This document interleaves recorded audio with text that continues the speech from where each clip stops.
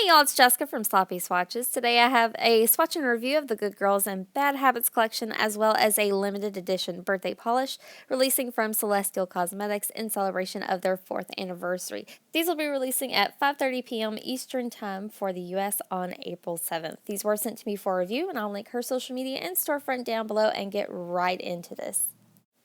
So first up is Hell in High Heels, and this is one of my top picks of the collection. It's described as a deep pink leaning red linear hollow. So this does have a very strong linear holographic effect. I'll go ahead and show you a brush shot, and I'll show you how Hell in High Heels swatched on my natural nail. I want to say that most of these do have that jelly type formula where you have to build it up a little bit, but these really have amazing coverage. At one coat, it's not quite opaque, but it's really, really close for me. I'll let this dry and then come back in and show you what my second coat looks like.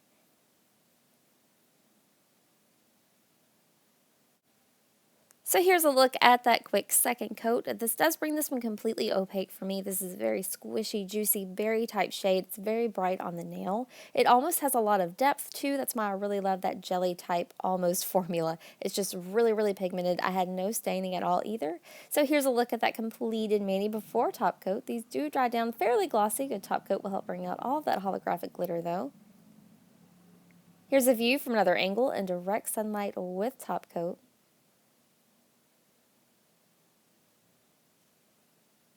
This is my swatch photo underneath artificial lighting, and then once more at an angle in direct sunlight. Next up is Too Glam to Give a Damn, and I so badly want this to be like my signature color. This is described as a coral linear hollow, so this is in between a red and an orange. I think this one definitely leaned a little bit more red for me. I'll go ahead and show you a brush shot, and I'll show you how Too Glam to Give a Damn swatched on my natural nail. So here is my first coat. This does go on super easy, really smooth. This one was a little bit more on the sheer side. I found that most of these had a good 2-coat formula, but I think this is the only one, or one of the only ones that really benefited from a third in my opinion. So I'll go ahead and show you what my second coat looks like. A second coat pretty well brings it to complete coverage. I had maybe a flash of nail line, so I did opt to go in for a third coat. Y'all know I love beautiful deep reds, and I think that this does deepen up just a tiny bit with that third coat. So here is a look at that third and final coat. I did go on a little bit thick here. I don't think I necessarily needed to, and it does just deepen it up a tiny, tiny bit and brings this one completely opaque. So here's a look at that completed mani before top coat.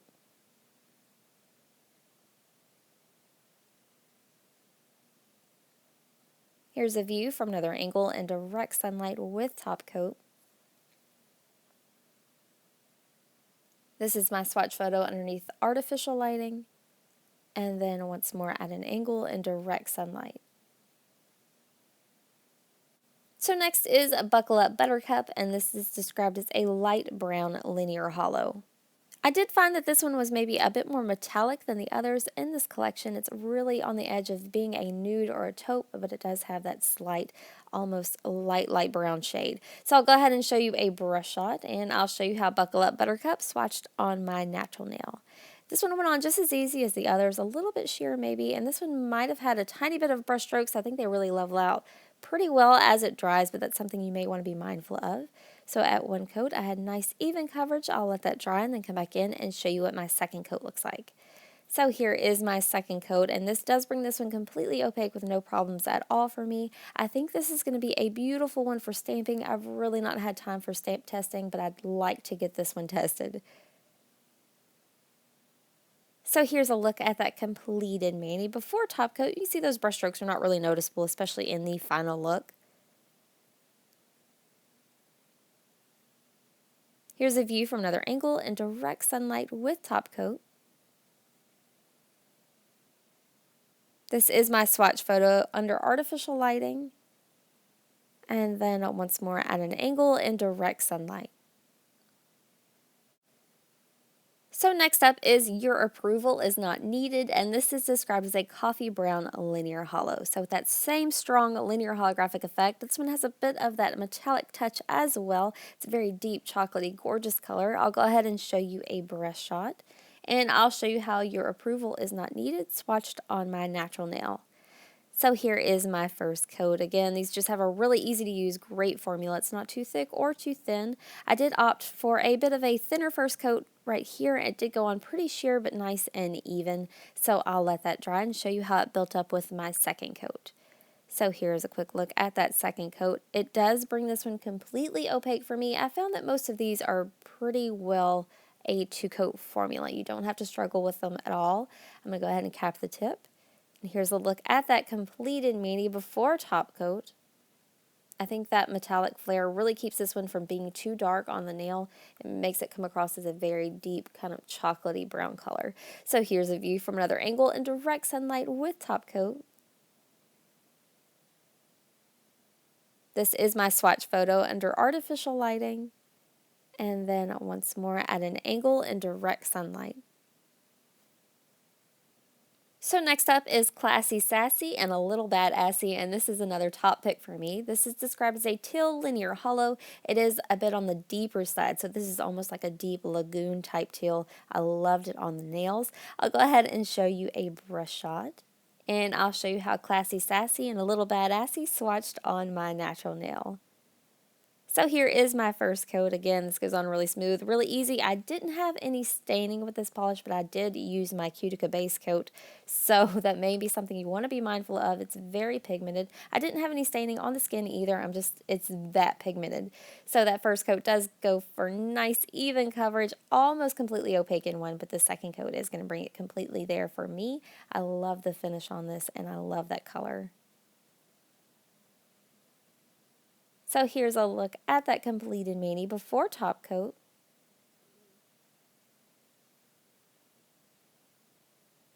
Here's a view from another angle in direct sunlight with top coat.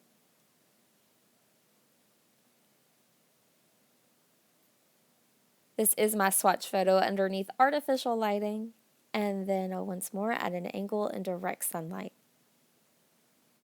So next up is Resting Bitchface Stops Wrinkles, and this is described as a periwinkle blue linear hollow.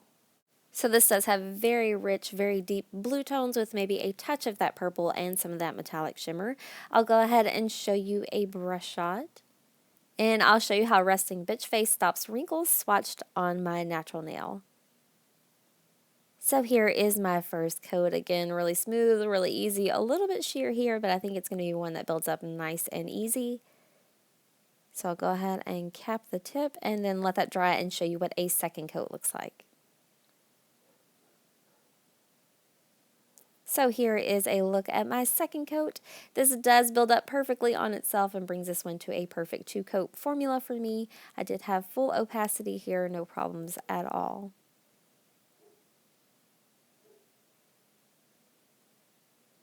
So here's a look at that completed mani before top coat.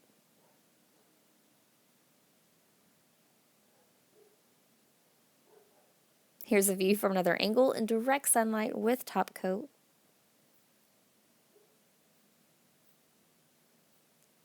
This is my swatch photo under artificial lighting, and then once more at an angle in that direct sunlight.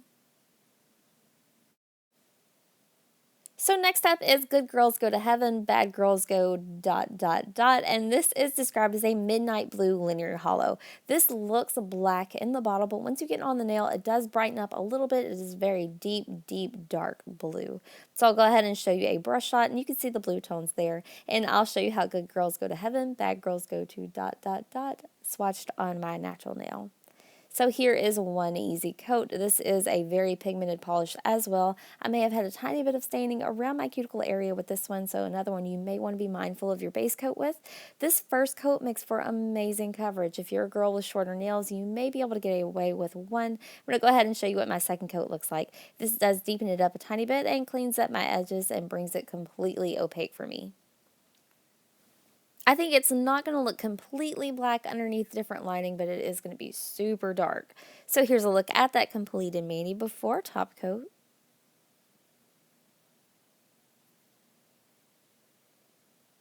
Here's a view from another angle in direct sunlight with top coat.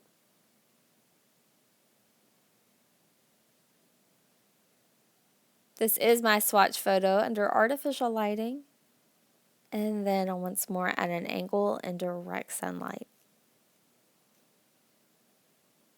So next up is Your Poison and I'm Addicted, and this is described as a deep purple linear hollow. So this did almost pull a little bit blue under certain lightings. It's a very deep kind of grape shade. I'll go ahead and show you a brush shot, and I'll show you how Your Poison and I'm Addicted swatched on my natural nail. So here is my first coat. Again, this one goes on super smooth. This is such a bright, almost Lisa Frank type purple. I'm absolutely in love with it. This first coat made for amazing coverage. This is another one you may be able to get your way with just a one coat. I am going to go ahead and let that dry and show you what a second coat looks like for me. So the second coat does deepen it up a tiny, tiny bit, cleans up my edges, and brings it just completely opaque for sure.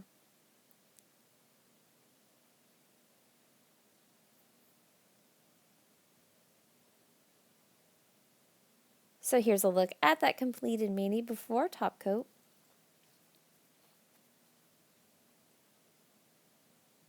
Here's a view from another angle in direct sunlight with top coat. This is my swatch photo under artificial lighting. And then once more at an angle in direct sunlight. So the last polish of this collection is Sarcasm and Wine, Then Everything's Fine. And this is described as a deep wine red linear hollow. This is another very much top pick for me. I did go ahead and put it in the purples in the Roy G. Biv order that I like to swatch in. It did pull very red, but it also has a very strong purple tones here. So I'll go ahead and show you a brush shot.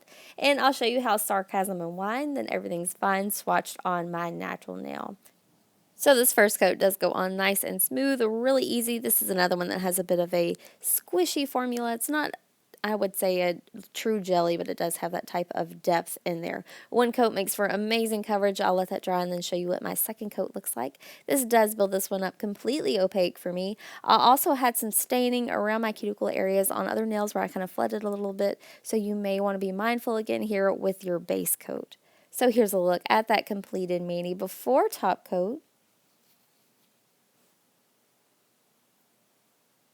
Here's a view from another angle in direct sunlight with top coat.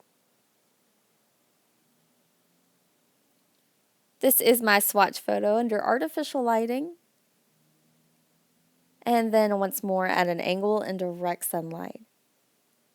So lastly today I have the monthly limited edition polish. This is a birthday polish. So there's a party in my polish and you're invited. And this is described as a teal-based linear hollow packed full of purple to pink color shifting flakies. So this does have those ultra chrome flakies in here to add a little bit of interest. I'll go ahead and show you a brush shot, and I'll show you how there's a party in my polish and you're invited swatched on my natural nail.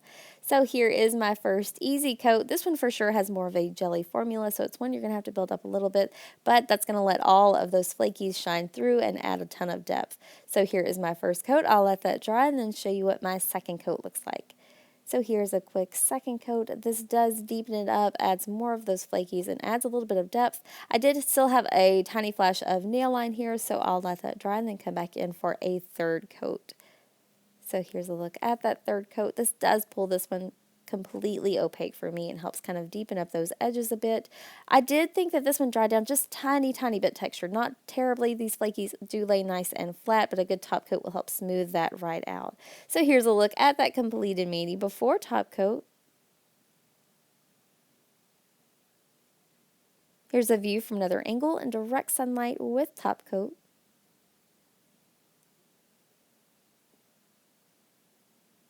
This is my swatch photo under artificial lighting. And then once more at an angle in direct sunlight. So that wraps up today's swatch and review of the Good Girls and Bad Habits collection, as well as the limited edition polish for this month from Celestial Cosmetics. As always, I will link her social media and storefront down below.